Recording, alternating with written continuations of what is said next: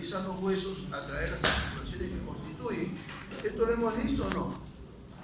¿No lo vimos? ¿Cómo lo tienen ustedes, no? Como los huesos forman la estructura corporal imponente de todos sus segmentos o regiones, la osteocinemática estudia las características y los movimientos de los diferentes segmentos corporales.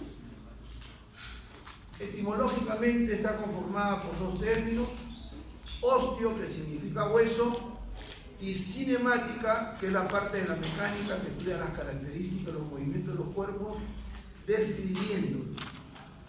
Entonces, la osteocinemática describe el movimiento del cuerpo humano.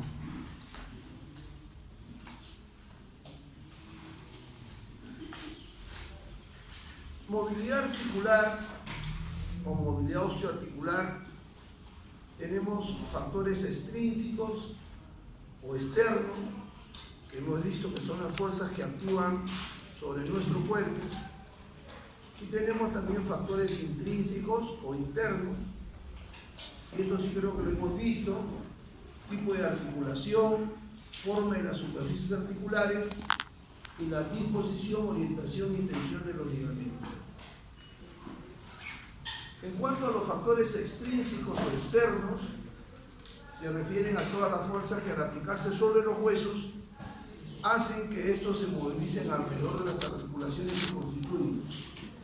Así, por ejemplo, al aplicarse la fuerza que genera el músculo bíceps-braquial sobre el radio, donde se inserta, provoca el movimiento de flexión de codo.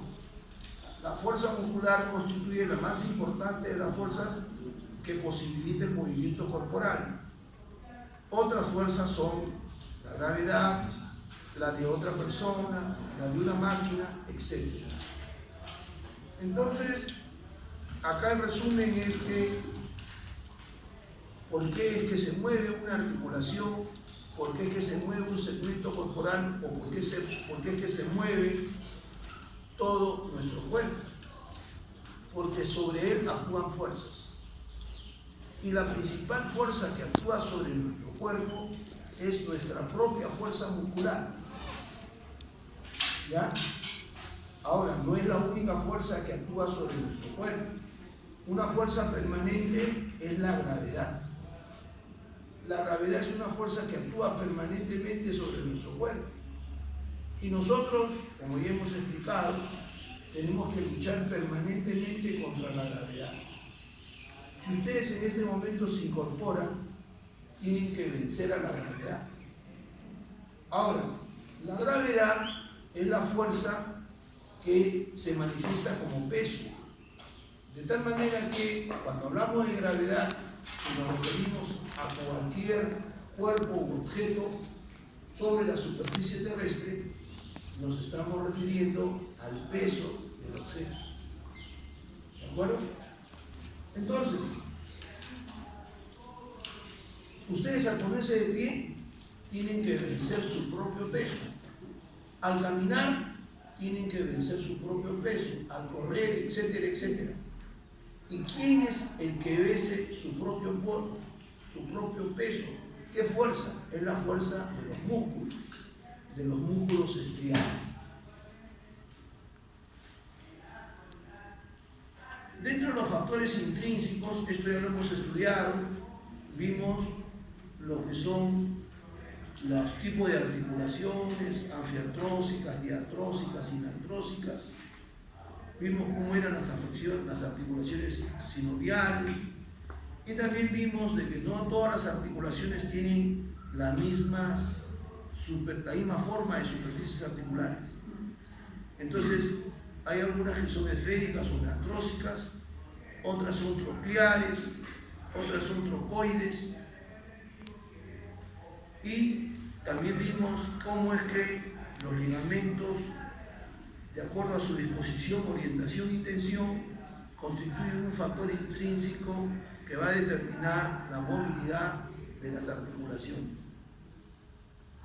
Y ahí decimos, en el ejemplo anterior, los ligamentos que unen a la articulación de la rodilla, los colaterales y los cruzados, impiden por su disposición, orientación y tensión que se realicen movimientos en otros sentidos que no sea el descrito. Es decir, la rodilla solamente tiene movimientos de flexo-extensión y va a tener un movimiento de rotación que acompaña a los movimientos de flexo-extensión. De tal manera que el movimiento de rotación se le considera como un movimiento agregado o un movimiento de arco cinemático. Es decir, movimiento que no aparece por sí solo, sino es un movimiento que está, repito, agregado a los movimientos de flexión y de extensión de la rodilla. Y entonces, ¿qué es lo que va a limitar la amplitud de los movimientos? ¿Qué es lo que va a hacer de que la rodilla solamente se mueva en un solo sentido? Vale decir, en el sentido antero-posterior. La forma de las superficies, uno, y otro tiene que ver con la disposición y orientación de los ligamentos. ¿De qué ligamentos estamos hablando? De los ligamentos cruzados y de los ligamentos colaterales. ¿Dónde se encuentran los ligamentos cruzados? Dentro de la articulación. ¿Dónde se encuentran los ligamentos colaterales? Uno a cada lado de la articulación. De tal manera que cuando se quiere hacer un movimiento, por ejemplo, de la rodilla hacia adentro, el ligamento colateral interno se va a poner tenso. O cuando se quiere hacer un movimiento de la rodilla hacia afuera, se va a poner tenso el colateral externo. Si se quiere hacer un movimiento de la rodilla hacia adelante, se ponen tensos los cruzados, sobre todo el cruzado anterior, y si es hacia atrás, el cruzado posterior. Cuando esos movimientos tienen una amplitud más allá de lo que se permite, entonces se va a generar lesiones, ¿no? Eso habíamos dicho en la clase. Por ejemplo, aquí tienen la articulación del hombro, en el ángulo superior izquierdo para ustedes, derecho para la diapositiva. Tienen la articulación del hombro, acá tenemos la escápula y acá tenemos a la cabeza humeral, que evidentemente no es como está acá en el esquema, ¿no? Sino la cabeza humeral es la mitad de una esfera. Entonces acá deberían haber dibujado o esquematizado la mitad de una esfera. Esta es una articulación esférica. Acá tenemos la articulación entre el atlas y el axis, ¿no? El axis se llama articulación antroaxoidea, o también otros le llaman articulación antroodontoidea. ¿Por qué? Porque el axis va a tener una apófisis, ¿ya? El axis va a tener una apófisis que semeja a un diente y por lo tanto le llaman apófisis odontoidea. Y el atlas, que está montado sobre el axis, va a girar alrededor de esta apófisis odontoide. Y precisamente la segunda vértebra cervical se llama axis porque el atlas gira alrededor de la apófisis odontoide del axis. ¿Y qué significa axis en latín? Significa eje. El axis es el eje de movimientos de la cabeza.